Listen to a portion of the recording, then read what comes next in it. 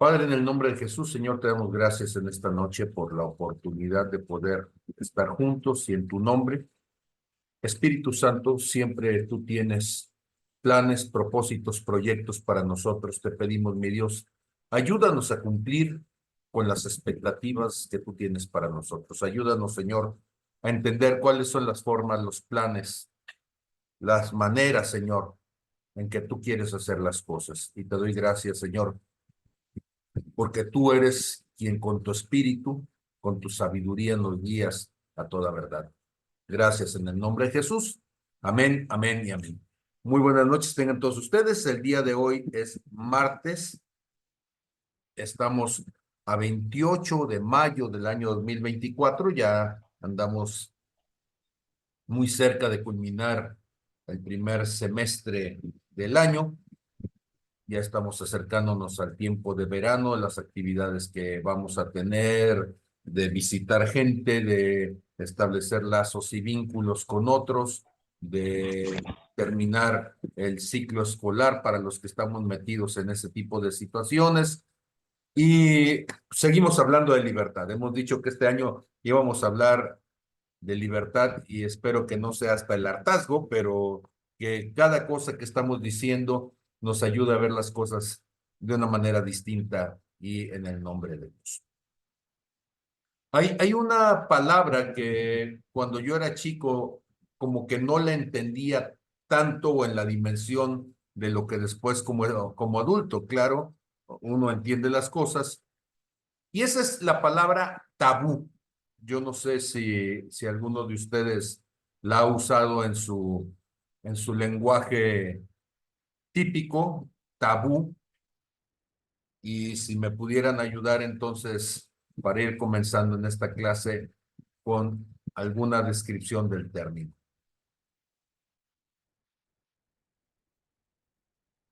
Entonces, ¿qué entendemos por tabú?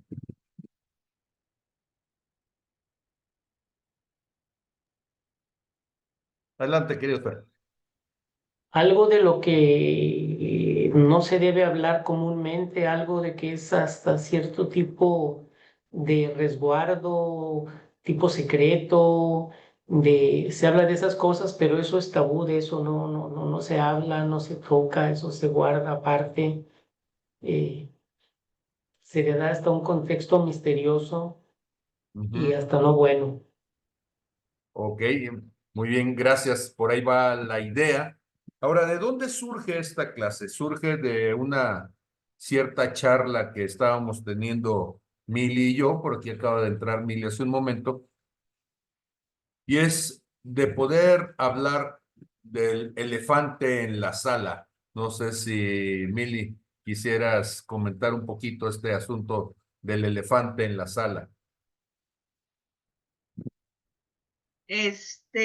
Pues prácticamente sale todo por un evento que hay, que tiene que ver, en este caso, capacitación para trabajar con niños y jóvenes. Y muchas veces es como en las iglesias hay elefantes en la sala, o sea, esos temas que sabemos que están, pero que nunca hablamos. Y creo que es importante poder empezar a hablarlos y a quitar, por decirlo así, algunas vendas de los ojos y empezar a clarificar desde nuestra perspectiva, de acuerdo a nuestro propósito como Redime, o sea, todas esas situaciones que muchas veces no hemos podido confrontar y que también muchas veces nos lleva a que los jóvenes o los más jóvenes, no entiendan por qué no hablamos de esos temas o no entiendan por qué está eso ahí, pero nunca se toca y esta perspectiva pues de el elefante en la sala. Ok, gracias, Mili. Cuando nosotros hablamos de tabús, en realidad de lo que estamos hablando es una palabra en lengua polinesia. Eh, el polinesio no es un idioma que hablan muchos necios, ¿no? Sino que es de la región en el Pacífico, allá por abajito de Japón, ¿sí?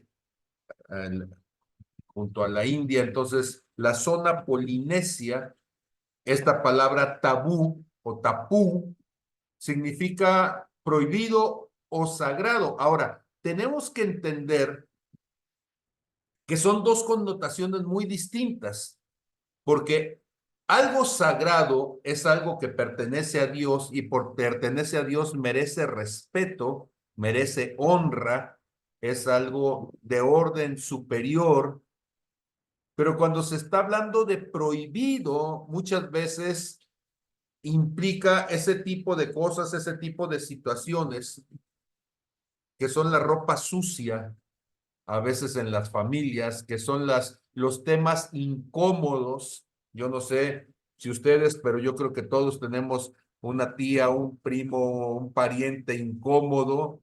Bueno, dije tía por no decir tío, ¿verdad? Pero un pariente incómodo. Y estos temas de los cuales es medio complicado hablarlos porque esconden muchas cosas detrás. Y entonces, en general, cuando menos para los polinesios, un tabú es una prohibición social. Un tabú sería una prohibición, una limitación, un tema que está restringido en cuanto a ciertas acciones, comportamientos. Es una cuestión donde no fácilmente se discute. Y cuando uno empieza a pensar en qué están esos tabús, en qué están situados, pues muchas veces están basados sobre creencias culturales, sobre aspectos religiosos, sobre supersticiones, y pueden tener entonces una variación muy amplia dependiendo de la sociedad, dependiendo del contexto, dependiendo de el entorno económico. Ahora, ojo con una cosa, algo que es importante entender acerca de un tabú es que un tabú no es invisible, o sea, todo mundo percibe que está allí. Es un tema indeseable, pero por todos percibido. Es un asunto incómodo, pero todo el mundo sabe que está allí. Es algo que llama la atención y que inclusive genera cierto tipo de relaciones, me voy a atrever a decir a veces hasta un tanto tóxicas, pero finalmente allí lo tenemos. Ok, algunas características de los tabús. La primera de ellas es que normalmente los tabús están fuertemente prohibidos, o sea, son temas muy delicados y se espera que los miembros de la comunidad los respeten sin cuestionamientos. O sea, no puedes en algún momento inclusive hablarlos, no puedes señalar, no puedes mostrarte en contra, ¿sí? Por ejemplo, en los Estados Unidos de América, las congregaciones cristianas del sur de los Estados Unidos eran comunidades esclavistas y los esclavos eran cristianos también. Y entonces hablar de la esclavitud en el contexto del cuerpo de Cristo era tabú. O sea, ¿cómo podías señalar algo? Porque era tocar las venas sensibles, era tocar los puntos álgidos de la relación social en los Estados Unidos de América en el Sur, ¿sí? Los tabús normalmente tienen una sanción social. Y entonces cuando alguien viola ese tabú, pues puede llevar a cierto repudio, a separación, a vergüenza, a castigos físicos o espirituales, a tener que llegar a un punto de ostracismo donde la persona se tenga que aislar, ya sea que se aísla personalmente o es aislada por otros, ¿sí? En la cultura religiosa, en donde mi padre espiritual, el pastor Gerardo Gaciola, fue formado, él fue siempre un hombre de restauración. Pero cuando alguien de los ministros, cuando alguien de los cristianos llegaba a tener un problema de adulterio, o sea, es pecado, ciertamente es pecado, pero dentro de la cultura de las iglesias apostólicas, una persona que cometía adulterio estaba desechada para la eternidad. no había posibilidad de arrepentimiento. Y entonces, él tenía una visión distinta, él tenía la visión de la restauración. Y muchas veces entonces, yendo a tratar de restaurar a estas personas, las autoridades lo señalaron y le dijeron que esto no era correcto. Y llegó un momento entonces en donde inclusive él fue sacado de la denominación, lo corrieron directamente de la Iglesia Universal de Jesucristo. Y cuando sucedió, y le pregunté yo después qué había sentido, él dijo, nada. O sea, realmente yo sentí que estaba haciendo lo correcto.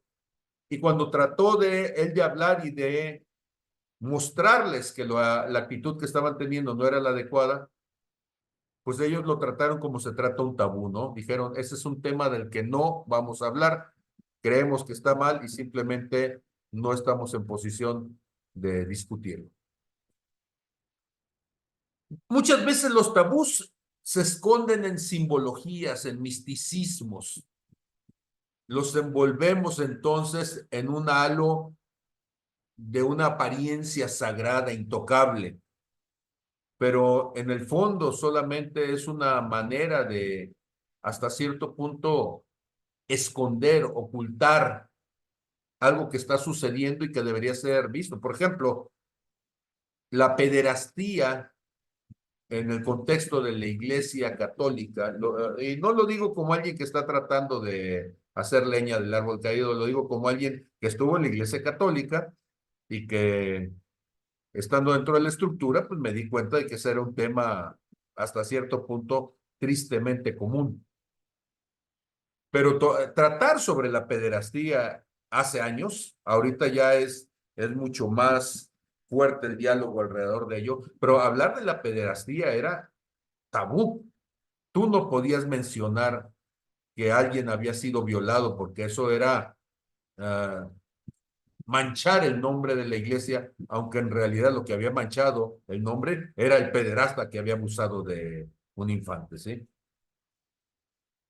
El tabú tiene la característica de transmitirse generacionalmente.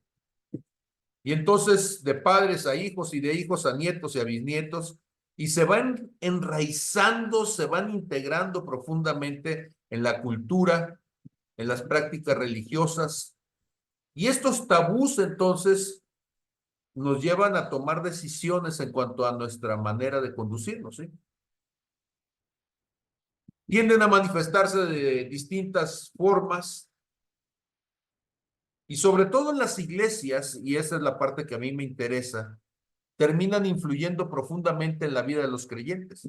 Ahora, parte del problema, y yo quiero que quede claro, que una cosa es cuando Dios determina algo y claramente lo dice, a cuando como resultado de un tabú tenemos ciertas formas de pensamiento, pero esas formas de pensamiento no son congruentes, no son consistentes claramente con lo que la palabra de Dios establece. Y entonces, por ejemplo, ¿sabían ustedes que en el cristianismo decir que la duda existe es casi decir que hay una perversión profunda en el corazón del creyente? Pero la duda, bueno, a ver, yo quiero preguntarles, ¿alguno de ustedes ha dudado alguna vez? ¿Alguno de ustedes ha sido cuestionado por dudar? ¿Alguno de ustedes alguna vez se ha sentido rechazado dentro del cuerpo de Cristo por expresar que tiene dudas?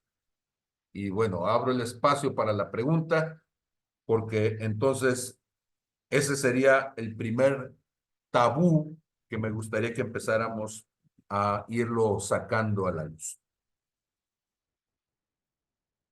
Adelante, querido Jorge. Ok, muy buenas noches, Dios les Buenas bendice. noches. Yo creo que la duda es algo que atañe en el ser humano en cuanto al desconocimiento de ciertas cuestiones. Y esas mismas dudas, cuando uno viene al cristianismo, van acrecentándose más por el tipo de vida que llevamos. Y esas dudas, sí es cierto, existen, pero algunos lo tomamos como falta de fe, como me falta más intimidad, pero en realidad es algo que necesitas aprender, es algo que necesitas empezar a vivir, es algo que tú mismo con el caminar constante, decía la hermana hace rato, los pequeños en Cristo, sí es cierto, tienen muchas dudas, tenemos muchas dudas cuando somos pequeños y aún seguimos siendo con muchas inexperiencias, pero esa parte de la duda nos hace a veces entrar en temor. Y el temor es lo que nos detiene de muchas cuestiones. Gracias. Ajá, ok, muchas gracias. ¿Quién más quisiera compartirme, por favor, compartirnos acerca de la duda?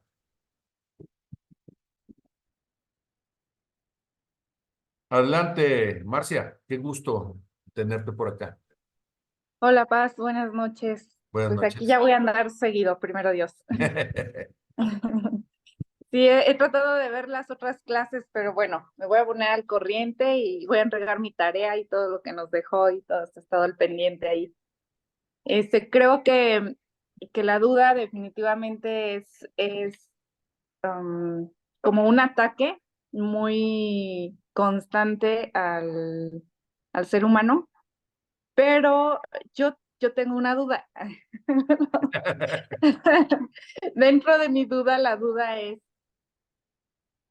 y creo que lo vamos a ver, ¿no? Ahorita, ¿eso viene por nosotros mismos como seres humanos o si es algo que se nos es sembrado? Ok, y esa pregunta es la pregunta que estábamos esperando, escarbándole para que surgiera. Qué bueno que surgió. ¿Cuántos de ustedes saben que a raíz de la separación del hombre con Dios, el hombre perdió el conocimiento que Dios había puesto en él en el huerto del Edén? O sea, el hombre se separa de Dios y al separarse de Dios, nos separamos también de cualquier conocimiento que desde el Espíritu pudiéramos recibir. Conocimiento a través del Espíritu se llama revelación. Pero el ser humano pecó. En Génesis capítulo 3, y es un capítulo en donde una y otra vez tenemos que poner nuestra atención, ¿sí? Cuando el hombre entonces peca, lo que sucede es que rompe el vínculo espiritual donde tenía esa comunicación directa con Dios. Y a partir de ese momento, el ser humano nacerá en la ignorancia. Ahora, déjenme preguntarles, si alguien nace en la ignorancia, ¿cómo puede estar seguro de que las cosas que están delante de él son verdad? Cuando él está partiendo de la ignorancia. El que parte del conocimiento, ojo, lo vuelvo a decir, el que parte del conocimiento tiene la ventaja de que entiende cuál es la verdad y logra discernir, logra distinguir entre la verdad y la mentira. Pero el que parte de la ignorancia no tiene posibilidad. Es un niño, no conoce, no sabe, no entiende, no tiene la experiencia. La duda es la respuesta humana que surge al enfrentarnos ante una situación desconocida y donde nuestros referentes, nuestros conocimientos previos, personales, no son suficientes para lograr distinguir, lograr discernir la verdad o la mentira ante lo que nos enfrentamos. ¿Me estoy explicando? Entonces, dudar no es pecado, dudar es la condición humana ante nuestra ignorancia. Por supuesto que el ser humano, no teniendo más conocimiento, dudará. Y aún gente tan importante en la palabra de Dios como en su momento Abraham, si ustedes se fijan en Génesis capítulo 17, verso 17, y Abraham es el padre de la fe, ¿sí? Y entonces en Génesis capítulo 17, en el verso 17, dice, entonces Abraham se postró sobre su rostro y se rió y dijo en su corazón, a un hombre de 100 años ha de nacer hijo y a Sara ya de 90 años ha de concebir. ¿Qué está haciendo? Está enfrentándose a algo que se sale de su experiencia, que se sale de su realidad, que se sale de su modelo de pensamiento. Y por supuesto que dice, esto no sé si será verdad porque nunca lo he visto. Los hombres a mi edad ya no paren hijos, o sea, bueno, ya no engendran. Las mujeres a la edad de Sara y habiendo sido estéril toda la vida, pues no tienen hijos, ¿sí? Ahora, ojo, ¿qué pasa cuando nosotros pensamos en Noé y Dios le dice que va a llover? Cuando él ni siquiera entiende lo que es llover porque nunca había llovido. Le dice que va a levantar un arca y que esa arca va a flotar. Y él nunca ha construido un arca. ¿Qué pasa cuando Dios le dice, bueno, está Moisés delante del Mar Rojo y Moisés está preocupado porque ve que Faraón está detrás y dice, Señor, ¿y ahora qué hacemos? Nos van a matar. Y Dios le dice, no me digas a mí, háblale al mar, dile que se abra.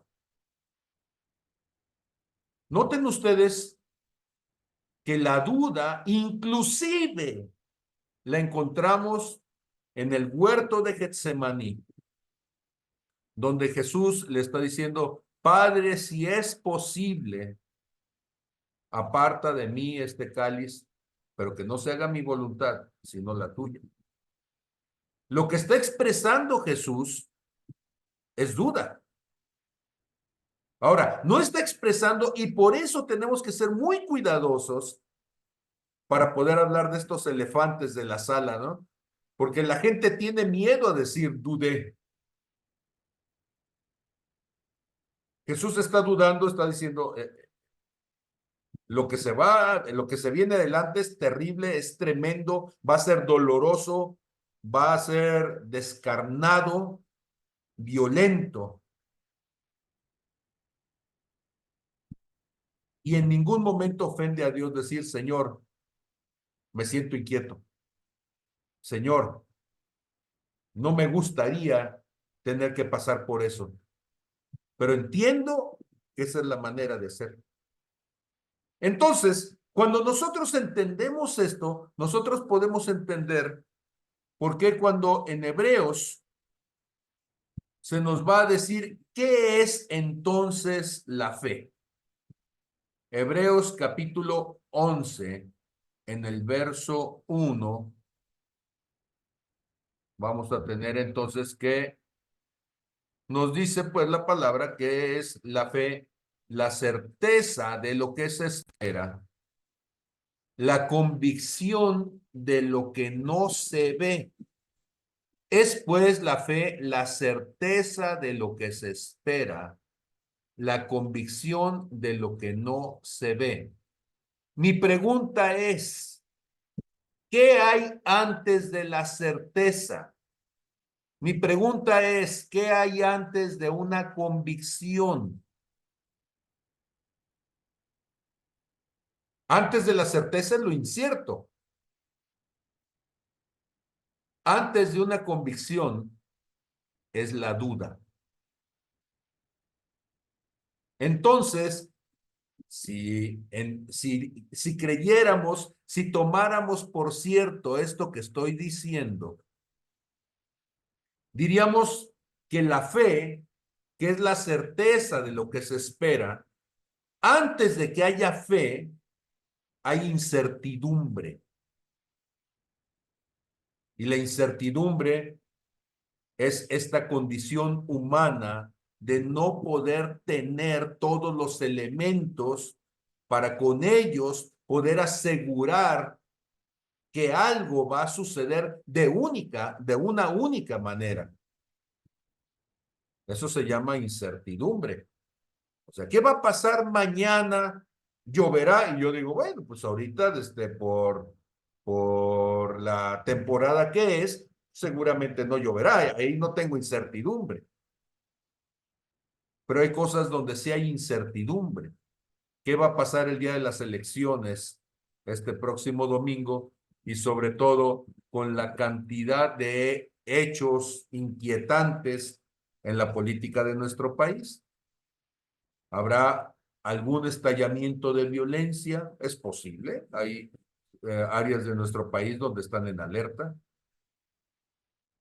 Ha habido una cantidad de personas que murieron en este proceso electoral, ¿sí? ¿Habrá más violencia? Y eso ya te da incertidumbre. Cuando hablamos de convicción, entonces estamos hablando de que hay una duda previa. Y la duda previa es que hay cosas donde yo no estoy completamente convencido. Me falta el convencimiento. Y convencimiento significa haber sido vencido, haber sido derrotado, haber sido haber luchado en cuanto a argumentos, y los argumentos que recibí, las evidencias que recibí fueron tan fuertes, fueron mayores, y ya no me dieron posibilidad entonces de verlo de una manera distinta, más que aquella que estaba basado en esos argumentos. Me convenció. Ya no puedo decir nada más. Ahora, noten ustedes que cuando nosotros hablamos de duda, cuando nosotros hablamos de falta de certeza, cuando nosotros hablamos de incertidumbre, curiosamente, ese es el método científico.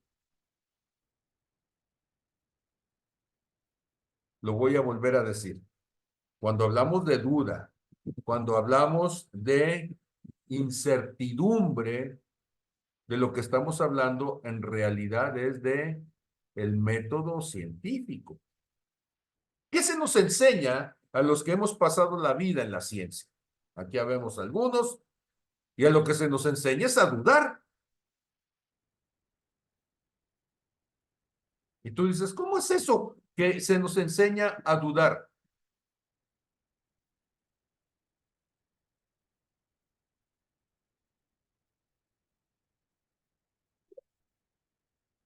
Dice Primera de Tesalonicenses, capítulo 5, verso 21.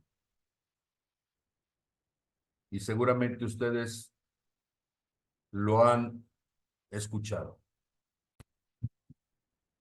Examinarlo todo. Retener lo bueno.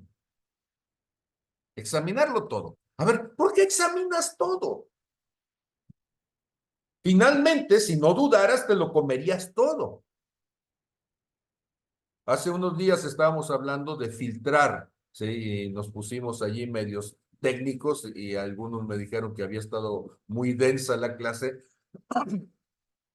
porque estábamos hablando de la membrana y de cómo la membrana de una célula se abre para permitir la endocitosis, o desde cómo la membrana del óvulo se abre y permite entonces la entrada del esperma para la fecundación.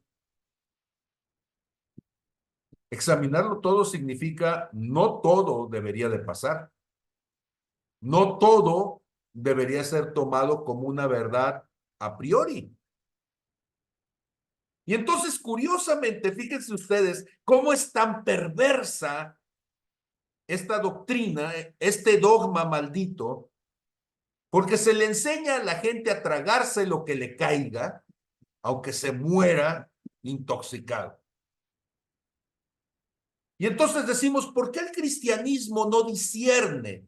Porque discernimiento finalmente significa darnos la oportunidad de dudar sobre la veracidad de algo y hacer entonces todas las pruebas que permitan certificar que aquello que está delante de nosotros es verdad.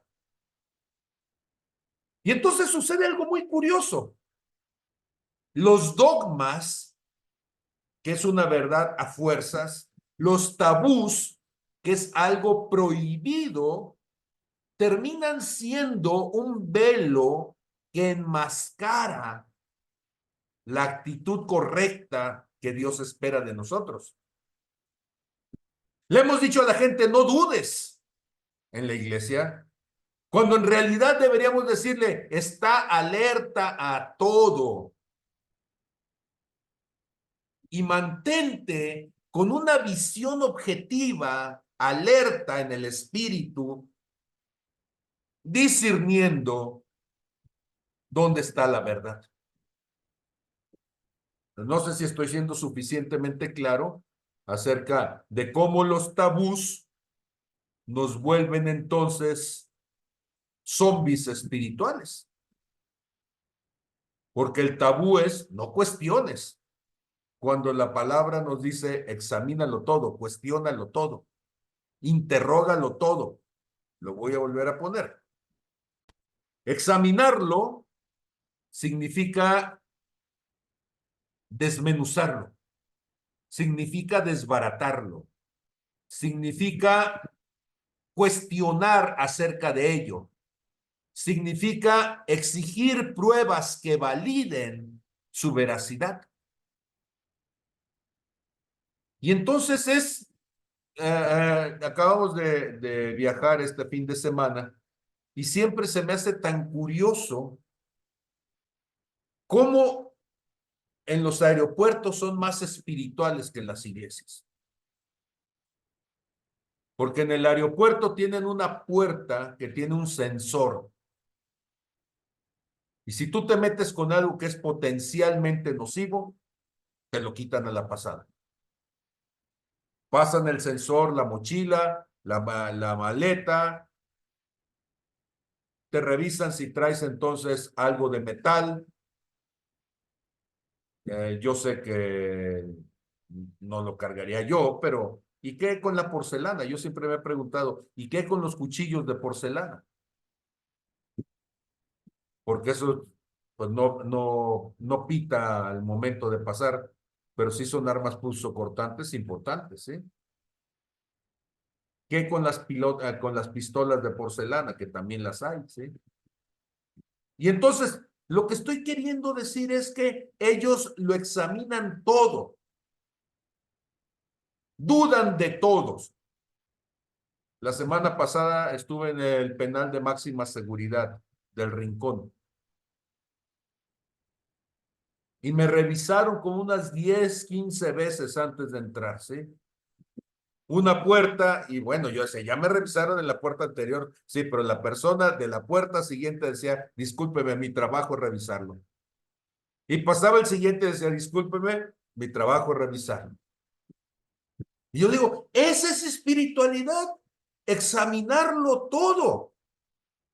Porque nosotros pensamos, bueno, este que viene allí seguramente debe tener la tarjeta, la credencial, la charola que dice que ya es inviolable, ¿sí?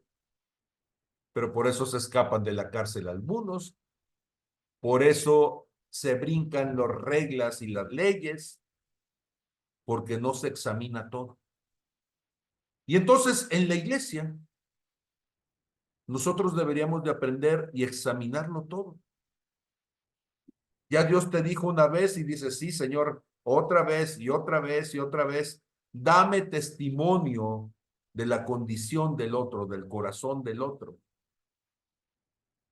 Si lo hiciéramos con nosotros en nuestra vida, Señor, examíname todas las áreas de mi vida, Señor, que no se quede nada que lesione a otro, que lastime a otro, que contamine a otro. Cuando nosotros entonces pensamos en esos tabús, tendríamos que entender cómo los tabús terminan siendo entonces un asunto que genera algo que para mí es peligroso. Todos los contextos culturales, todos los espacios en donde de una u otra manera ponemos reglas, los tabús terminan siendo reglas, terminan siendo limitaciones.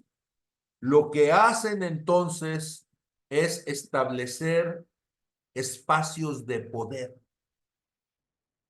¿Qué es un espacio de poder?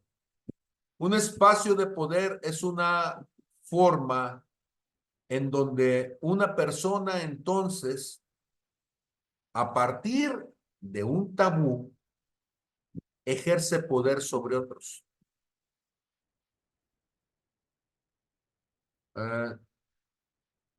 Déjenme buscar un versículo que no lo tengo en mis notas, ¿sí? Pero que es importantísimo para esto que quiero decir. Cuando yo estaba recién convertido, era muy común en el cuerpo de Cristo en aquel tiempo decirle a la gente que no tocáramos a los ungidos.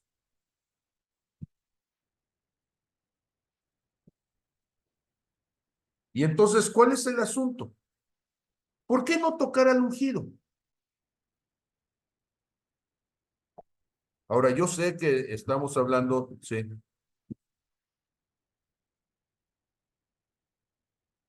Mm,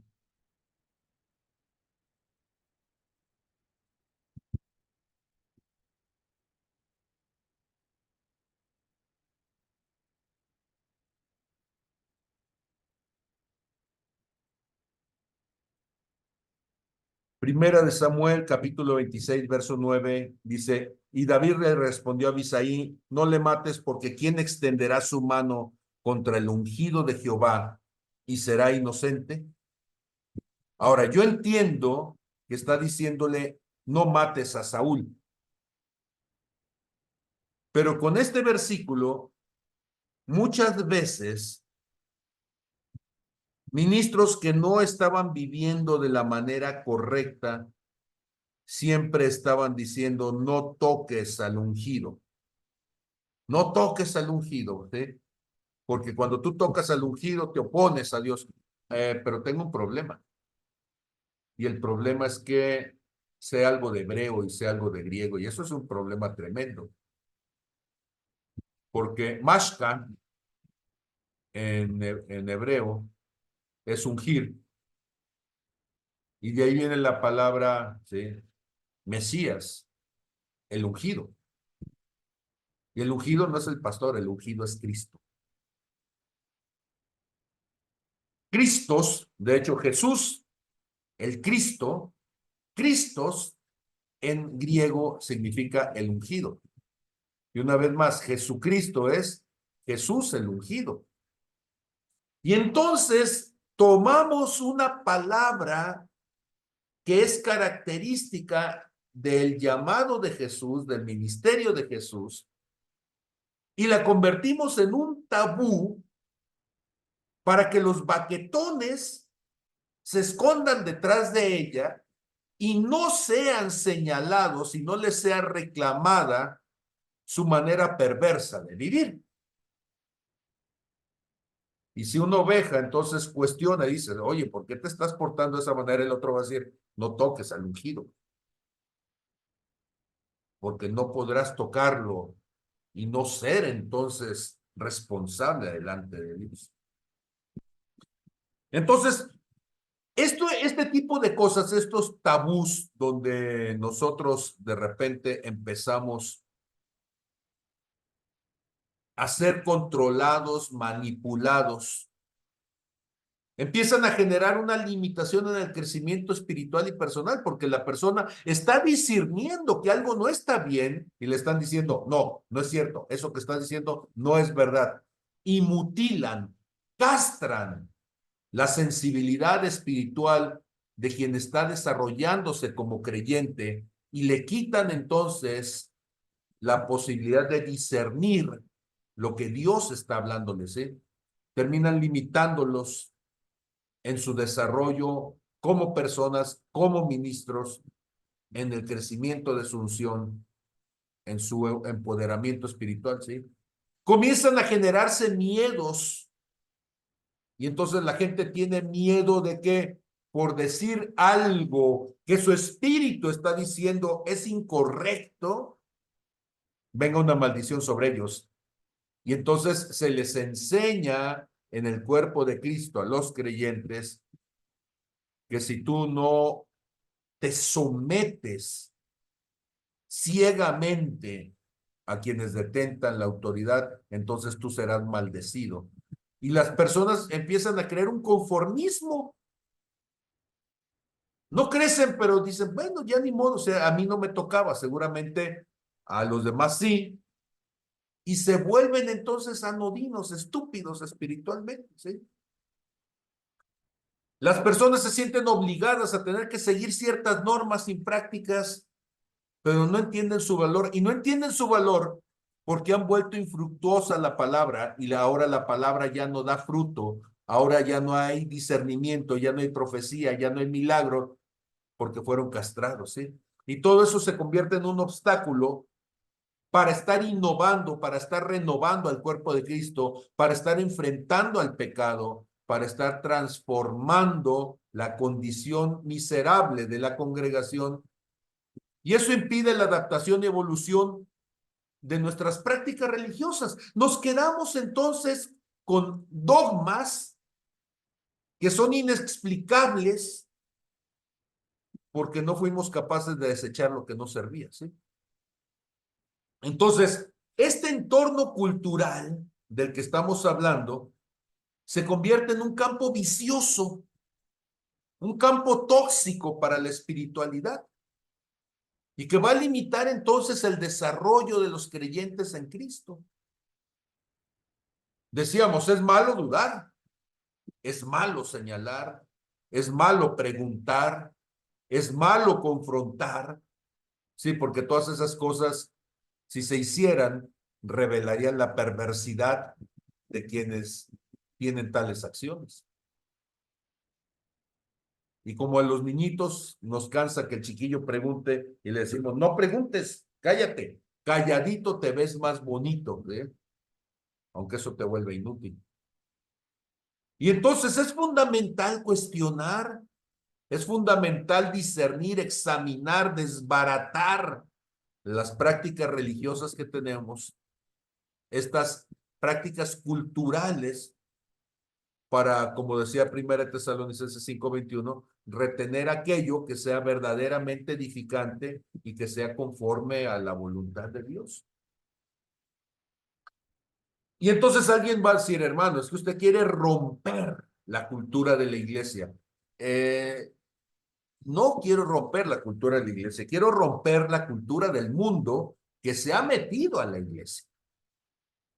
La manera de pensar que ha pervertido entonces las formas de Dios y que no permite que lo que es de Dios se mantenga.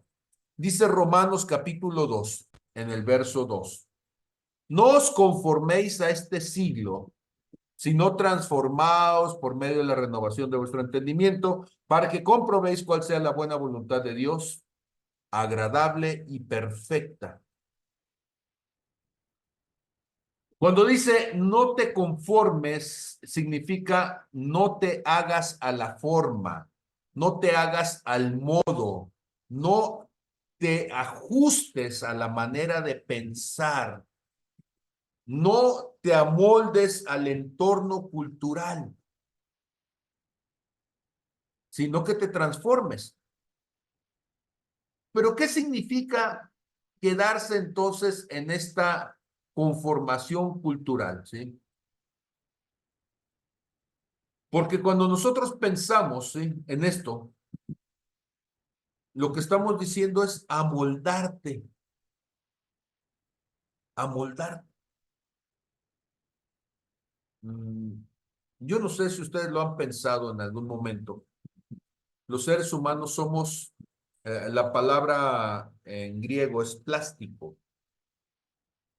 Se habla de plasticidad como de algo que se adapta y cambia su forma, se acomoda a la forma de algo, pero a diferencia del agua, que cuando tú la pones en un molde, recupera su capacidad, nosotros seríamos más bien como el metal que cuando toma una cierta forma se queda ya ahí, no regresa a su forma original. Dios quiso que fuera así, sí, no es accidente, porque cuando nosotros fuimos hechos para tomar la forma de Cristo, la idea es que tomemos esa forma y nos quedemos allí. Pero desgraciadamente nos han puesto moldes y esos moldes terminan siendo perversos. Adelante, Jorge. Me quedé con una duda, pastor.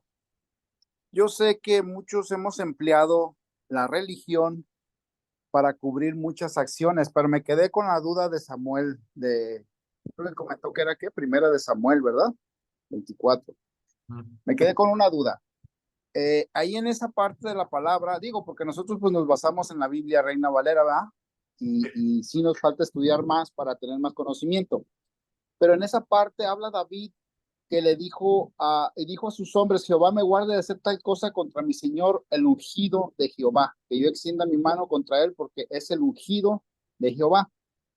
Mi duda es, yo entiendo esa parte de que muchos hombres que predican ser santos, ungidos y todo eso, se ocultan sus cuestiones, y sí es cierto, es necesario sacarlas, pero también es necesario poder discernir cuando realmente la persona es alguien usada por Dios, y hay cuestiones en las que solamente el Espíritu Santo o Dios va a señalar, a castigar, a reprimir, a subir o bajar lo que él tenga que subir o lo que él tenga que bajar. Es pregunta.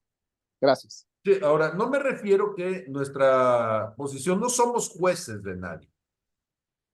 El juez es Dios. Pero sí nos toca en el cuerpo de Cristo ver el fruto. ¿Me explico? Sí, claro. Pues yo me quedé con esa duda y dije yo, me confundo un poquito, y quiero preguntar, ¿verdad? Okay.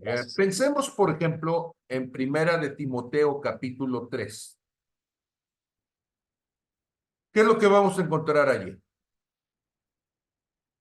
Dice entonces el apóstol Pablo: palabra fiel, si alguno anhela obispado, buena obra desea, pero es necesario que el obispo sea irreprensible. ¿Qué palabra? Irreprensible. ¿Qué significará este irreprensible? La palabra irreprensible tiene un prefijo que es un negativo y luego dice reprender. O sea que no haya nada de lo cual pudiera ser reprendido. Es interesante esto, porque lo que está diciendo Primera de Timoteo, capítulo 3, verso 2, es que aparentemente hay personas que tienen derecho de reprenderme si mi conducta no es correcta. Eso es lo que está diciendo el apóstol Pablo. Que si yo anhelo ser un líder, está bien, es un buen deseo, es una buena intención, pero el primer requisito es que no haya en mi vida aspectos que sean dignos de una reprensión de parte de los demás. Bueno, yo sé que toda palabra tiene su equilibrio. ¿Y cuál sería el equilibrio de esto? Bueno, si no tengo nada de que me tengas que regañar, pues no me regañes, ¿verdad? Pero si hubiera algo en mi vida que fuera incorrecto y que fuera en contra de la palabra y que tuviera que ser confrontado con ello, entonces hay el derecho en Primera de Timoteo, capítulo 3, verso 2, de que yo sea confrontado con esa área de mi vida que no es correcta. ¿Me estoy explicando? Sí, esa parte, confrontado conforme a la palabra, o sea, para edificar, para dar vida, porque muchas veces se confronta para matar, y esa es más que nada, a eso me refiero. En Primera de Samuel, David tocó el manto de este, ¿cómo se llama? De Saúl, pero dice que se turbó su corazón, o sea, él no quería matarlo, pero sí lo tocó, sí lo dañó con lo que hizo, entonces ahí se arrepintió. Ese es el punto que yo voy, o sea, sí podemos discernir y no tenemos que quedarnos callados, pero no es para matar, sino para edificar. Y si Dios puso a la persona, Dios lo va a levantar, y si él está incorrecto delante de Dios, Dios lo va a quitar, y si es necesario, hasta lo va a hacer dormir. Esa es mi pregunta, ¿sí es así? Sí, o sea, el juez es Dios. O sea, a mí no me toca levantar la espada contra nadie. Pero sí me toca decirle, si hay alguien que está siendo infiel con su esposa, sí me toca decirle, eso que estás haciendo se llama adulterio y el Claro, claro. adulterio te descalifica para estar al frente. ¿Sí? O sea, yo no soy nadie para mandarte al infierno, pero lo cierto es que en la condición en que tú estás, te estás descalificando, es lo que dice entonces Primera Timoteo 3, del 1 en adelante, necesitas ser irreprensible, marido de una sola mujer, y tú estás queriendo tener dos o tres, pues así no es la cosa. ¿Sí? ¿Me explico? Y Sí, entonces, gracias, pastor, por su tiempo y disculpe la no, interrupción. no, nada de eso, nada de eso, esa es la idea. Y entonces, ¿cuál es la idea? La idea es que nosotros tendríamos que ser capaces de poder entender cuándo se utiliza entonces el tabú como un tema del que no queremos hablar, lo hacemos que sea incómodo hablar, cuando es urgente sentarnos y ponernos de acuerdo. Entonces, no es que cada semana vamos a estar allí, dale, y dale, y dale. No, no, pero hay momentos en donde tú dices, a ver, esto no lo estamos entendiendo bien. Por ejemplo, Lutero decía que las mujeres, y esto lo he hablado un montón de veces, ¿eh?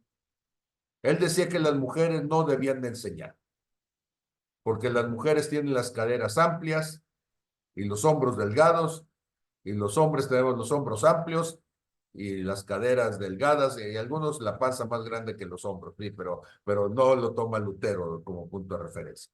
Y entonces dice, las mujeres, siendo tan caderonas, tienen que estar sentadas, y los hombres de hombros amplios y caderas pequeñas tienen que estar parados y predicando. Y tú dices, a ver, ¿eso es suficiente? No, ese es un tabú. Ese es un prejuicio personal cubierto de religiosidad para hacer a un lado a las mujeres en su posibilidad de servir a Dios predicando. Eso no es un argumento, eso es un tabú. Y la gente va a decir, lo dijo Lutero. Y yo voy a decir, claro, lo dijo Lutero, pero lo dijo mal. No hay argumento válido en lo que él ha dicho sobre las caderas de las mujeres. ¿Me estoy explicando? Ahora, un neófito, dice el apóstol Pablo otra vez, dice, no un neófito para que no caiga en lazo de condenación. Bueno, si la mujer es neófita, si el hombre es neófito, no por su condición de hombre, sino por ser neófito, no le permitiríamos que enseñe barbaridades. Ponte a estudiar, criaturita. Y ya que hayas estudiado y que tengas certeza que lo que estás diciendo es conforme a la palabra del Señor, entonces no lo compartes. Y mientras tanto, échele ganas a la Biblia y a ponerse a estudiar.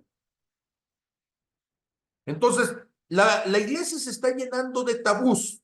Y con una generación de cristal, esos tabús se van enraizando más todavía. Porque no podemos decir ya que un tema es pecado porque entonces la gente se ofende, porque se siente discriminada. La palabra discriminación no es mala en sí misma. Discriminación significa discernimiento, separación. Y hay que discriminar si algo es de Dios o no es de Dios. En Redime no discriminamos a las personas, pero sí discriminamos si las acciones de las personas son conforme a Dios o no. La gente dice, es que no es una iglesia inclusiva. Claro, el pastor es autista. Y entonces, yo soy una minoría, soy neuroatípico, soy bicho raro. ¿Qué más inclusión quieres que un bicho raro esté allí? ¿Quién soy yo para decirle a los otros bichos raros que no pueden llegar? Pero el ser bicho raro no me excusa de no hacer las cosas a la manera de Dios. Entonces aquí no estamos para ver cuál es la preferencia sexual, aquí estamos para ver qué es lo que Dios dice y cuál es la manera en que nos comportamos, ¿eh? Y hacemos nuestras preferencias a un lado y tomamos las preferencias de Dios en nuestras vidas. Eso es la religión, esa es la fe. Ahora, si a alguien eso le es un problema, pues tiene todo el derecho de juntarse en cualquier otro espacio y ponerse bajo la bandera del arco iris en lugar que bajo la bandera de Cristo. Es su derecho. Y yo no voy a ir allá a decirles que no tienen el derecho de hacerlo. Pero nosotros, nuestra obligación hacia adentro es discernir cuando un aspecto es meramente dogmático. Y entonces, cuando nosotros nos damos cuenta de esto, nos damos cuenta de que si bien un entorno cultural de Dios va a favorecer relaciones y estructuras donde el poder de Dios se manifieste, va a suceder también lo mismo en sentido contrario. Un entorno cultural contra Dios va a favorecer relaciones contra Dios y estructuras de poder en detrimento del poder de Dios. Y entonces, por eso es tan importante que nuestro entorno cultural no sea un entorno de tabús y de dogmas perversos. Por eso es tan importante que no haya una irracionalidad en el sentido que razón es argumento, y los argumentos deben de ser de Dios, deben de ser congruentes a la manera de pensar de Dios. Y cualquier cosa que sea incongruente con la manera de pensar y de hacer de Dios, nosotros tendríamos que romperla y quitarla. Ahora, otra vez van a decir, hermano, pero es que usted es muy violento en eso. No, violento el escritor de Hebreos. Sí, siempre he dicho que es Pablo, ¿verdad? Sí. Y algún día dirán, el otro Pablo tenía la razón. Y entonces, ¿qué nos va a decir Hebreos capítulo 12? Hebreos capítulo 12, y este versículo es un versículo que yo creo que es muy importante que usted lo considere. Ya andamos en Hebreos capítulo 12. Acuérdense ustedes que Hebreos tiene solamente 13 capítulos. Así que este ya nos anda llevando cerca del final del libro, ¿sí? Ya muy cerca también del final del capítulo 12. Y dice Hebreos entonces, la voz del cual conmovió entonces la tierra, pero ahora ha prometido diciendo, aún una vez, y conmoveré no solamente la tierra, sino también el cielo. Y esta frase, aún una vez, indica la remoción de las cosas movibles como cosas hechas para que queden las inconmovibles. Esto es fundamental. La remoción de las cosas movibles. ¿Qué son las cosas movibles y qué significa conmover? La palabra conmover no significa, en el contexto que estamos hablando, ponernos sensibles y llorones. No, no, no. La palabra conmover significa que sea capaz de ser sacudido y quitado. Inconmovible significa que por más que te esfuerces, no lo vas a poder mover. Ahora, ¿cómo sé yo que algo es conmovible o algo es inconmovible? ¿Cómo se discierne eso? ¿Alguien sabe?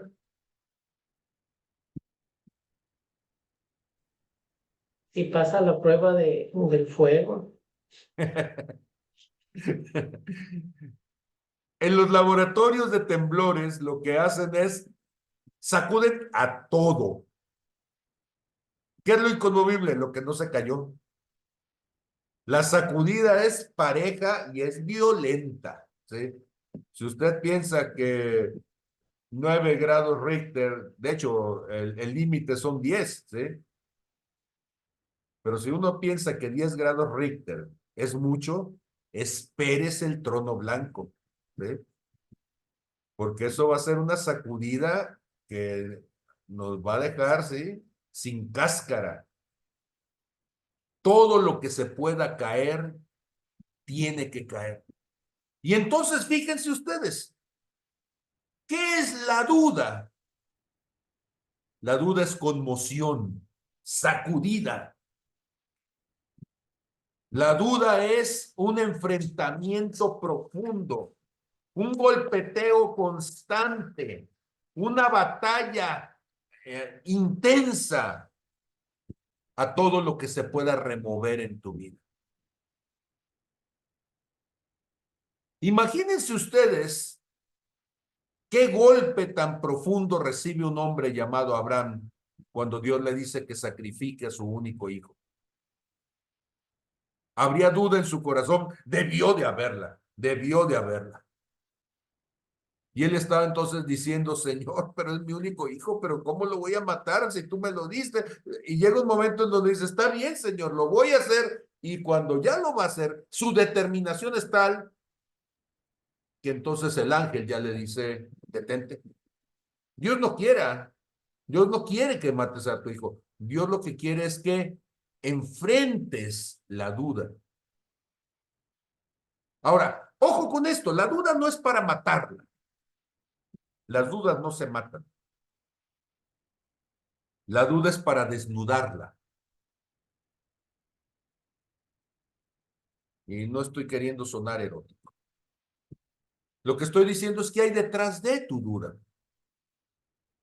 Porque tu duda está expresando cosas que están debajo. Debajo de la duda hay miedos. Cuando Pedro se hundió en las aguas y el Señor le dice, ¿por qué dudaste?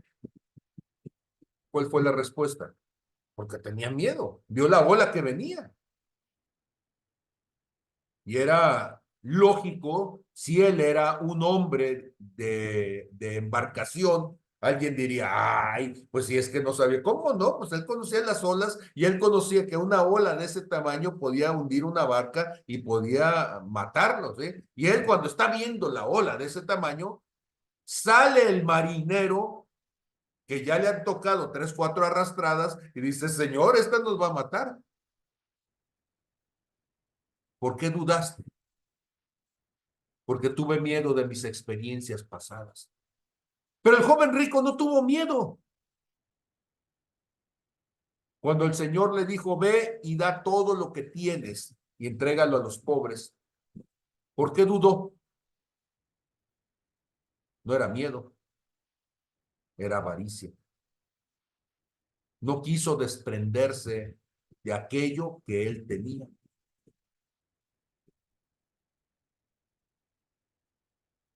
¿Por qué dudó Pedro? Cuando Pedro está en el pretorio, bueno, el pobre Pedro tiene un montón de ejemplos, ¿sí? ¿Y por qué dudó Pedro entonces? Le dijeron, tú eres de los que andaban con Jesús. Y él dijo, no, no, que tú eres, que no. Sabemos que tú, oh, qué caramba, y empieza a sacar sapos y culebras, ¿sí? Para que pensaran que efectivamente no era, porque pues, como iba siendo cristiano, cómo iba a hablar sapos y culebras, ¿sí? ¿Por qué dudó? Porque tuvo miedo otra vez. Porque ahí estaban los guardias del pretorio y él estaba escuchando cómo estaban torturando a Jesús, cómo lo estaban golpeando y cómo él sabía que de ahí iba a salir para que lo mataran y lo crucificaran y decir, yo sí soy de esos, es agárrenme, tortúrenme y mátenme también a mí. Y entonces, yo no sé si usted lo había pensado, pero Pedrito, que parecía tan aventado, en realidad era un miedoso. Cuando estuvo en las misiones con Pablo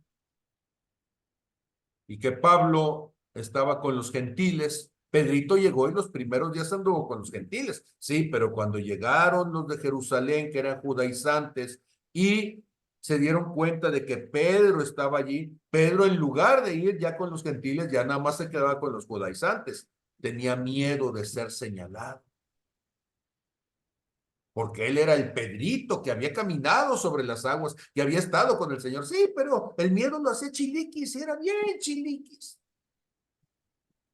Y entonces la duda hay que tomarla y hay que desnudarla para saber qué hay detrás de tu duda. Porque cada duda es distinta.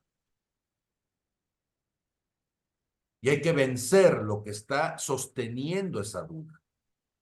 Hay dudas que vienen de la ignorancia, hay que estudiar. Hay dudas que vienen del orgullo. Permítanme, hay dudas que vienen del orgullo. Hay dudas que vienen de la ambición, de la avaricia. Hay dudas que vienen de la lujuria. Yo no sé de dónde se levanta tu duda. Y tú tienes que conocer y entender que la duda es una oportunidad para convertirla en convicción. La duda es algo que tú debes de enfrentarlo y sacudirlo, hacer que caiga el fruto podrido para que se quede ya únicamente el tronco de la convicción y que con ello entonces tú puedas tener la claridad de hacia dónde te lleva el Señor. Pero para eso, otra vez, hay que hablar de las cosas incómodas. Y entonces, estas cuestiones que nosotros consideramos como inmutables, en realidad fueron resultados de la visión y de los intereses, de las circunstancias de personas iguales que tú y que yo. No eran iluminados, eran igual de atarantados que nosotros, ¿eh? Nada más que como ya fueron de antes, pues nosotros decimos, no, pues es que aquellos, sí, pero el otro estaba igual de tapadito que uno, ¿sí? Es que es lo que me enseñaron mis padres. A ver, revísalo, ¿qué te enseñaron tus padres? ¿Te enseñaron la palabra? Entonces consérvalo porque es la palabra.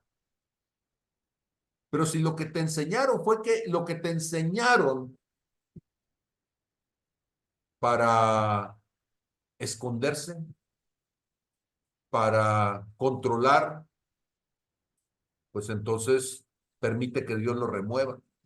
La remoción de las cosas movibles y la permanencia de lo inmutable en la fe cristiana es la base de nuestro crecimiento. Hay que soltar todo aquello que puede ser soltado. Todas las tradiciones que no tienen que ver con Dios, hay que soltarlas. Y todo aquello que está tan profundamente fijado a la palabra eterna, pues eso hay que guardarlo, ¿sí? Pero necesitamos discernir entre una tradición humana y un principio divino, ¿sí? Pero ¿cómo le hago entonces? Porque todos asumimos roles, estilos de vida, metas, proyectos. A todos nos dijeron, es que tú eres el más grande y a ti te toca. Bueno, ese es un rol que tú me diste, ¿de veras a mí me toca? ¿O le tocará más bien al papá y a la mamá? Y entonces los que siendo hermanos nos convertimos en albaceas de nuestros hermanos, de repente terminamos en una inversión de roles y usted es la más chiquita y usted es la que se va a quedar conmigo para cuidarme cuando yo esté vieja y usted no se va a casar. Es lo que Dios dijo.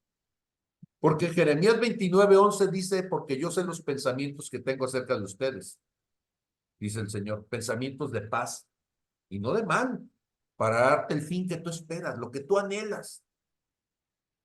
¿Cuántas veces te has cuestionado acerca de los roles que te toca cubrir?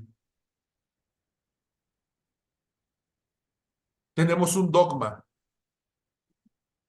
en el cuerpo de Cristo, no puedes decir que no. Te piden que hagas algo y entonces tú tienes que decir que sí. Es tabú negarte, porque entonces significa que eres egoísta. Bueno, Dios te está diciendo que lo hagas. Si Dios te está diciendo que lo hagas, adelante, comprometas. Pero si no, ve a hacer lo que Dios te mandó a hacer, porque vas a estar haciendo algo de alguien más y no vas a hacer lo que Dios quería de ti. ¿Cuántas veces te has dado la oportunidad de confrontar un rol que no te toca y que te saca de los planes que Dios tenía para ti? Entonces tendrías que reflexionar si lo que tú estás viviendo, la manera en que estás viviendo, las cosas que estás haciendo son conforme a los planes de Dios o si estás más bien moldeado por una expectativa cultural. Todo mundo espera que tú seas, que tú hagas, que tú digas y capaz que no es lo que Dios quería. ¿Estás viviendo entonces en lo que Dios generó para ti o en lo que el entorno cultural ha ido generando de ti? ¿Qué se supone que debes de hacer? Hemos crecido tratando de alcanzar una serie de expectativas que se tiene cerca de nosotros. Y ojo, no estoy diciendo que no haya expectativas. Dios tiene expectativas de ti, claro. Pero se han puesto a pensar que las expectativas son como unas vías de ferrocarril. Y las vías de ferrocarril nada más van a un solo lugar. Los carros, las bicicletas, se puede mover uno y le da uno al volante y te vas por otro caminito. Pero el ferrocarril no. Lo ponen sobre las vías y no tiene más que para adelante y para atrás. Y al que lo pusieron entonces en las vías de ferrocarril, lo único que puede hacer es apurarse para llegar más rápido o irse despacito para llegar más lento, ¿sí? Pero las vías donde te pusieron realmente te están llevando a la dirección de lo que Dios anhela que tú alcances.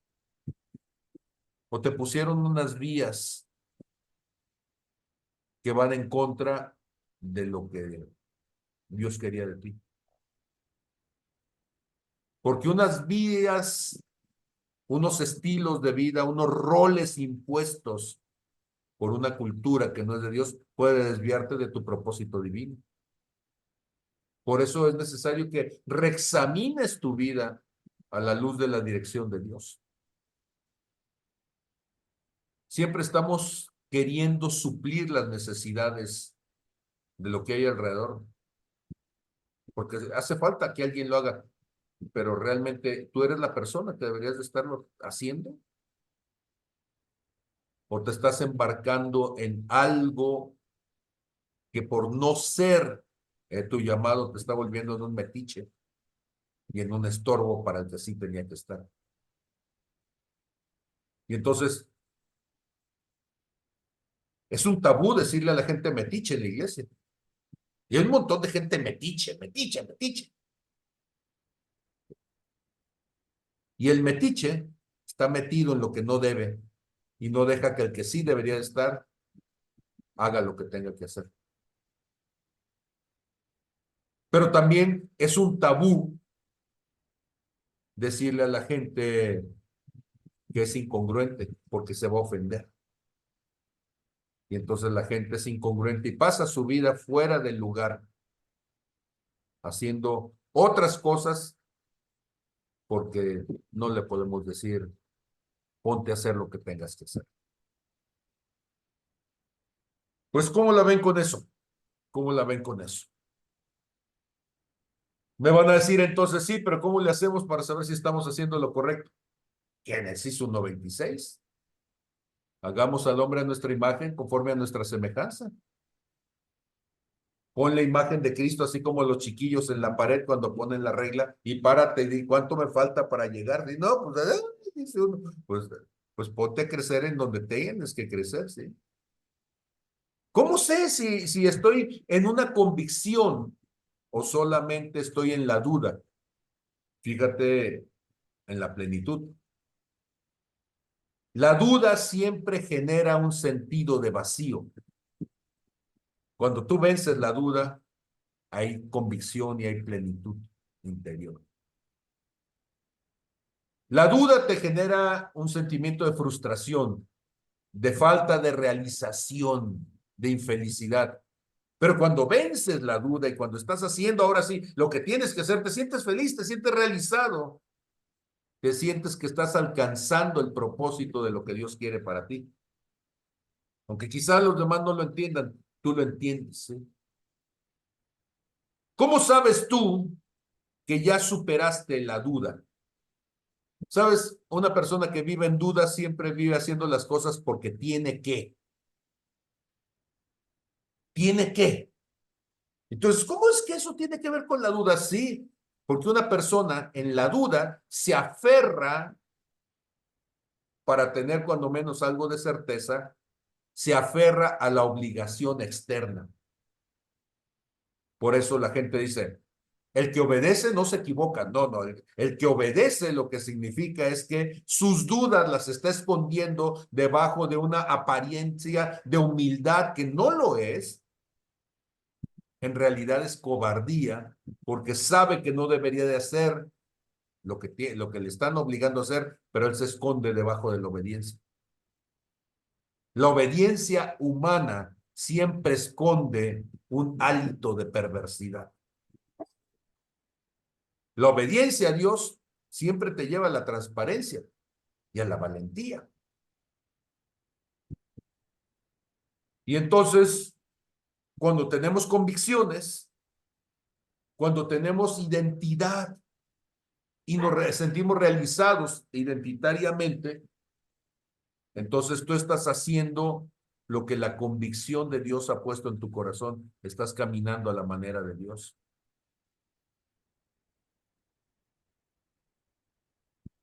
La expectativa cultural siempre te va a dejar fuera del cielo, porque la cultura humana siempre hace a Dios a un lado. La cultura humana tristemente siempre esconde la ambición, la avaricia, el deseo de control de alguien. Y entonces tenemos que desenmascararla. Y yo sé que estas cosas son tabú. No nos gusta decir que las mujeres son manipuladoras o que los padres son controladores. No sé, ¿sí? No nos gusta. Porque se oye mal decir que la mamá, sí, pero cuando la mamá le está torciendo el brazo o la esposa le está torciendo el brazo, eso ya es hechicería. Pero si lo decimos así, la gente se siente ofendida en lugar de sentirse incómoda consigo mismo por la perversidad que esconde. Ok. Preguntas, comentarios. RRHH. Adelante.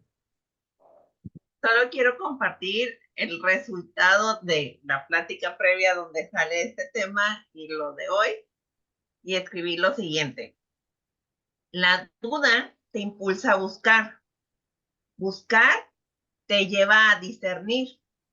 Discernir te encamina a la convicción. La convicción te hace asumir responsabilidad y asumir responsabilidad te lleva a actuar en plenitud y fe. Ese es el elefante en mi sala. Amén. Y bien claro el elefante. Hermoso elefante salió ahí. Muy claro para el manual. ¿Dónde empieza todo? En una duda. Atrévete a dudar. No le tengas miedo. ¿Sí?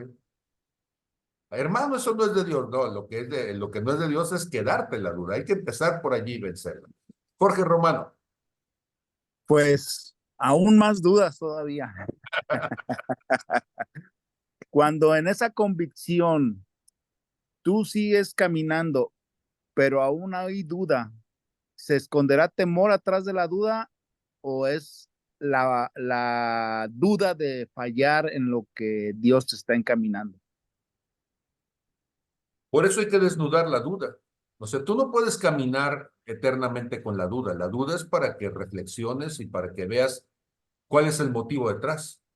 Por eso decía, si la duda viene de la ignorancia, ponte a estudiar, ponte a aprender, ponte a encontrar respuestas.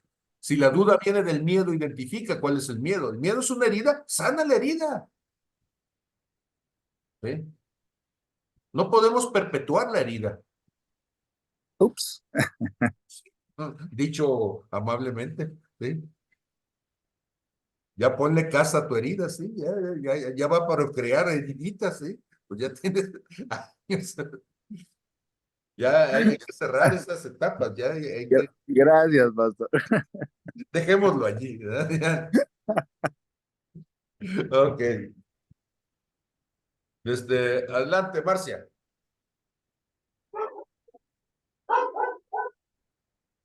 Bueno, en mi caso, hace algún tiempo, bueno, cuando tuve este encuentro, o Dios tuvo este encuentro conmigo hace un poco más de año y medio, que más o menos es que lo conozco, este, hubo mucha crítica de parte de mi familia y una de mis hermanas me dijo que tenía que internarme en un psiquiátrico y otro hermano me dijo que estaba drogada, que me habían drogado y que por eso yo dimensionaba la palabra de Dios de esa forma, porque él estuvo analizando y como él conoce de ciertas drogas y no sé qué, me dijo, es que no es normal que hayas tenido 3 Biblias en tus manos y que las 3 las pudieras leer y las pudieras discernir en diferentes versiones y así, ¿no? Entonces, eso generó duda en mí en cierto momento. O sea, yo hablaba de este encuentro que Dios tuvo conmigo, pues feliz, ¿no? Porque yo me sentía bien, o sea, fue muy renovador, sanador a mi corazón, a mi alma, pero las críticas que había alrededor mío, que eran muy directas y que eran en mi entorno familiar, este, me hicieron dudar, ¿no? Entonces, la persona menos indicada, una de las personas que me ha hecho más daño en la vida, se me quedó viendo y me dijo, ¿en serio estás dudando que fue el Espíritu de Dios que se encontró contigo? Y eso me hizo como esta persona me está diciendo algo así, ¿no? Pero creo que yo tenía miedo en ese momento y mi duda venía generada por el miedo y podría ser también por el dolor. Es pregunta. Sí, sí, puede ser el dolor, puede ser el miedo al rechazo, pueden ser cualquier otra cosa, no sé. Creo que uno de mis principales temores era hablar cosas que tal vez no venían de Dios y yo las estuviera diciendo en nombre de Dios. Porque como esto generó tanta duda en mí, yo empecé a pensar que tal vez no era Dios, porque otra persona me dijo que pues era un espíritu de pitonisa, que, o sea, cosas así, entonces yo ya no sabía qué hacer y ya estaba muy confundida y justo hace unos días le hablaba a Dios de esto y mire, hoy me conecto a la clase y creo que hay algunas dudas que se me aclararon, pero otras que salieron a relucir. Pero hoy entiendo que hay que enfrentarlas, ¿no? Porque yo sí era mucho tipo de quedarme callada y aceptar. Si hablaban de Dios, yo decía, ah, pues es que viene de la palabra. Y si me constaba en la Biblia, yo decía, no, pues no tengo que dudar. Pero me quedó muy, muy grabado este versículo donde dice que todo lo tenemos que poner, este, pues a prueba, ¿no? Sí. examinarlo todo y retener lo Exacto. bueno, ¿sí? Pregunta por aquí, Rocío. Perdón, ahorita te paso la palabra. Pero, si la duda, ¿por qué se la manejan como un espíritu maligno? Que si es un dogma. Satanás es un especialista en meterle dudas a los imbéciles. Espero que alguien se ofenda. ¿Sabes por qué los imbéciles? Porque a los inteligentes la duda los hace crecer. O sea, realmente, si tú conoces a alguien de ciencia y cuando alguien llega y les pregunta algo sobre lo que están haciendo, las dudas que se les generan los llevan a avanzar y los llevan a descubrir cosas que no habían pensado. Y entonces, tratar de meter en duda a alguien que su trabajo es resolver las cosas es peligroso porque le vas a dar ideas de cosas que no se le habían ocurrido y se le van a ocurrir. ¿Por qué? Porque la duda es un material creativo, es un detonador para el cambio. Sí, pero el problema con el tarugo es que la duda lo lleva a dudar de sí mismo. O sea, la duda para quien tiene un problema identitario es destructiva. La duda para quien tiene identidad es un reto, es una oportunidad, es algo que te va a llevar entonces a otro nivel. ¿Me explico? Y entonces Satanás, claro que nos va a hacer dudar de nosotros mismos, ¿eh? Pero por eso es tan importante esto que estaba diciendo, tenemos que desenmascarar la duda, ¿sí? Seguramente esto le vamos a tener que dedicar otro martes, ¿sí? Y pues va a estar interesante porque creo que es un tema que puede dar mucho más. No lo había visto como algo que pudiera llamarles tanto la atención, pero qué bueno, ¿sí? Querido Fer. Fíjate que lo comentaste hace rato y me gustó, ¿sí? Dice que la duda es la respuesta humana que surge cuando nuestros conocimientos personales no son suficientes para discernir verdad de mentira, ¿sí? Y yo me estaba viendo lo que tú ponías de ejemplo, ¿sí? De que lo que está en mi escritorio pues son respuestas, ¿no? Para cuando me están diciendo lo contrario. Y hace rato mencionabas a Abraham, ¿sí? De que él recibió palabra de Dios, ¿sí? Pero también hay tiempos y a veces tenemos que entender que los tiempos son de Él, no son de nosotros, ¿sí? Y que cuando no respetamos los tiempos hay consecuencias que están viviéndose ahorita por allá en la Franja de Gaza por no haberse esperado a los tiempos, que, ¿por qué sí llevó a Isaac al matadero? Porque ya la había regado, porque ya se había dado cuenta que Dios sí le cumplió la promesa y que él ya había hecho algo antes, que iba a traer consecuencias, que hasta la fecha trae consecuencias, ¿sí? Entonces ya no dudó en hacer lo que le pidió Dios, ¿sí? Ujú. ¿Por qué? Porque ya se le había revelado la verdad. Pero a mí algo que me queda es, yo soy de la idea de que se dice, escuchaba que yo soy en parte de las 5 o 10 personas que más escucho todas las semanas, ¿eh? Entonces, una de las cosas que yo estoy propiciando es que nos vemos 2 o 3 veces por semana, este pequeño grupo, con otros 2 o 3 personas, me veo y todo.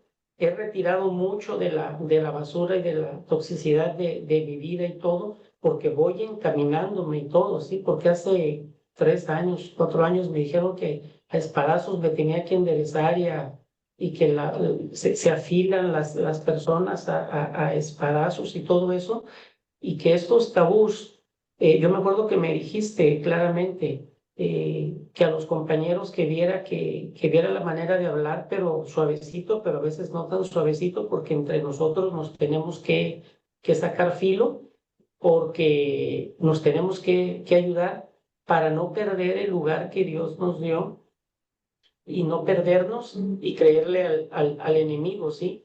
Este, Y bueno, el grupo de alabanza es un ejemplo de ello y todo esto, cómo ha evolucionado, que por eso da tema para hablar más cosas, pero ahí lo cito como un ejemplo y todo, sí, de que por más que le quise dar de espadazos medios, se enredaron las cosas, pero ya luego han cambiado, pero las cosas van surgiendo de maneras que tú sí me entiendes. Y los demás, bueno, somos tan lejecitos y todo, pero a mí me queda claro que estoy en el lugar donde debo de estar con las personas que quiero estar y creciendo a los tiempos, pero esperando las respuestas a los tiempos de él, no a los tiempos míos, que sí se me están dando cosas, pero tengo que llevar los pasos los tiempos de él. Gracias. Amén. Dice Marcia que es el elefante blanco, es que comenzamos la clase con eso, ¿sí? Que hay un elefante blanco en medio de la sala, todo el mundo lo ve, pero nadie habla de eso, ¿sí? Son los temas esos de la familia donde todo el mundo sabe que el papá es baquetón, pero nadie le dice, ¿sí? Porque se va a enojar el papá, o todo el mundo sabe que el chamaco está fumando droga, pero nadie le dice, ¿sí? Entonces, porque sentimos que no está bien, que está prohibido decirlo, ¿sí? Entonces, hay temas que son dogmas. El dogma, perdón, el tabú son los elefantes blancos ahí. Mili, ¿tenías algo que opinar? No, papá, era precisamente la pregunta para decirte que habían puesto pregunta en el chat. Ok. Pues muy bien, entonces, agradecido por todo el interés que despertó en ustedes. Gracias por la retroalimentación. Una clase siempre se pone más interesante cuando es diálogo y no monólogo. Entonces, qué bueno que se dan la oportunidad de preguntar y eso nos hace que se ponga más interesante también, ¿sí? Valoren sus dudas. La duda también es signo de inteligencia. La gente inteligente tiene dudas. Entre más inteligente, más dudas tienes. Las mentes primarias piensan que se lo saben todo, aunque no saben casi nada. Sí, pero ya están segurísimos de su minúscula verdad, ¿sí? Entonces, hay que tener saludablemente dudas, hay que desenmascararlas, hay que desnudarlas para que nos sirvan para crecer. Perdón, desde Fede, ibas a opinar. Adelante. Bueno, es que a mí me queda otra pregunta. En cuanto al pasaje en donde el famoso y condenado Tomás, por dudar, él dice, bueno, yo no voy a creer hasta que meta mi mano en su costado y pueda tocar con mis dedos en los hoyos de sus manos. Él tuvo esa duda, pero después, cuando llegó Jesús y hizo aquello que había dicho de meter su mano, entonces fue el que más pudo, creo yo que fue el que tuvo la certeza más firme al haber tocado un cuerpo ya resucitado. Pero después Jesús le dice, creíste porque me viste, porque estuviste aquí, pero son bienaventurados los que sin ver creyeron. Entonces, estaría diciendo que fueron más bienaventurados los que no dudaron. Aquí lo que voy a tratar de poner en equilibrio y va a ser tema seguramente de la siguiente charla es, ¿quién trae convicción? El único que trae convicción de pecado, justicia y juicio es el Espíritu Santo. Y entonces, bienaventurados los que sus convicciones vienen por una comunión con el Espíritu Santo más que por una evidencia natural.